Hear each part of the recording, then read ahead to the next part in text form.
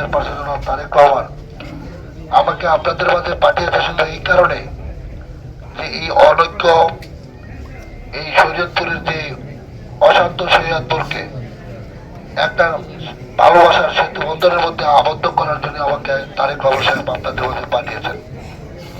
আর আপনারা আমার পরিবারের সদস্য হিসাবে যে শিক্ষা আমাকে দিয়েছেন, সেখানে কোনো প্রতিহিংসা বা প্রতিশোধের শিক্ষা আপনারা আমাকে দেন নাই।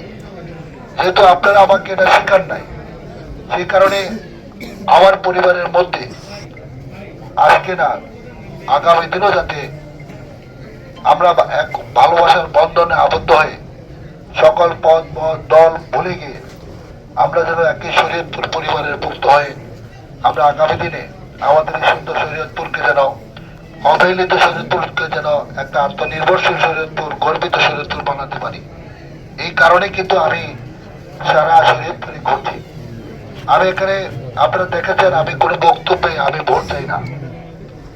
আজকে আমি আপনাদের কাছে কোনো ভোটের কথা বলবো না, কারণ আপনারা আমার পরিবারের সদস্য, আমি আপনাদের ভাই, আপনাদের সন্তান।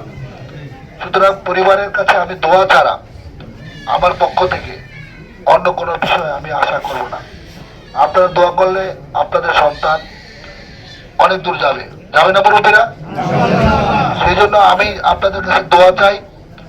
আর আগামী দিনে কিছু অনেকে অনেক চেয়ারম্যান সাহেব অনেক কথা বলেছেন। আসলে আমি আজকের এই প্রথম দিনই কথাগুলো বলতে চাই নাই, যেহেতু আপনারা বলেছেন। গত 1 বছর আপনারা যে এলাকায় আছেন, বাংলাদেশের কোন জেলায় এইভাবে আপনাদের পরিবারের লোক এলাকায় থাকছে কোনো ইতিহাস নাই। শুধুমাত্র শরীয়তপুরের প্রত্যেকটা থানায় আওয়ামী নেতৃবৃন্দ, আওয়ামী পরিবারের সদস্য যারা আওয়ামী লীগটাকে ভালোবাসে, যারা সাধারণ আওয়ামী লীগ, তারা কিন্তু প্রত্যেকে ঘরে শুয়ে আছেন, দু একটা বিচ্ছিন্ন ঘটনা ছাড়া। আর এর মেন কারণ হচ্ছে আমি আমার পরিবারকে, প্রত্যেকটা পরিবারের সদস্য বিপদের সময় আমি দাঁড়ানোর চেষ্টা করেছি গত 1 বছর যাবৎ। আপনারা যারা ওয়ার্ডে রাজনীতি করেন তারা হয়তো জানেন না, কিন্তু আমার উপস্থিত চেয়ারম্যান বৃন্দ তারা নিয়মিত আমার সাথে যোগাযোগ রাখতো। আপনাদের অনেক জেলা নেতৃবৃন্দ আমার সাথে যোগাযোগ রাখতো।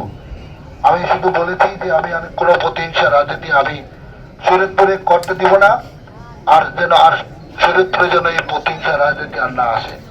সেই জন্য আপনারা আমাকে যে ভালোবাসাটা দিয়েছেন, আপনারা দোয়া করবেন আমি যেন এই নির্বাচনের পরেও, আমার তাকদীরে কি আছে আমি জানি না, যদি আমি বিজয়ী হই ইনশাআল্লাহ, আমি আপনাদেরকে বলতে শুধু একটুকু যে আমি কোনো মুনাফিকি পছন্দ করি না। আপনি আপনার মুখে একটা বলবেন, অন্তরে একটা রাখবেন। এই মুনাফিকিরা সবার কাছে, আমার পরিবারের প্রত্যেকটা সদস্যের কাছে আমার আপিল, আমার বিনীত অনুরোধ, এই মুনাফিকি করা থেকে বিরত থাকেন, তাহলে আপনি কোনো বিপদে পড়বেন না। আর যদি মুনাফিকি করতেই থাকেন, এক সময় কিন্তু আল্লাহর পক্ষ থেকে আপনার ধ্বংস অনিবার্য, এতে কোনো ভুল নাই। সেই জন্য আমি আপনাদেরকে বলতে চাই যে ইলেকশনের জন্য, ভোটের জন্য আমি আপনাদের কাছে আসি নাই। আমি এখন অনেক এখানে যারা আছেন, আমার দলের যারা আছেন, আমি অনেকেরই চিনি না। আপনাদের কাছে অনুরোধ করব, আমাকে চিনার সুযোগ দেন আপনাদেরকে। আমি যেন আমার পরিবারের প্রত্যেককে চিনতে পারি, সেই সুযোগটা আমাকে দেন।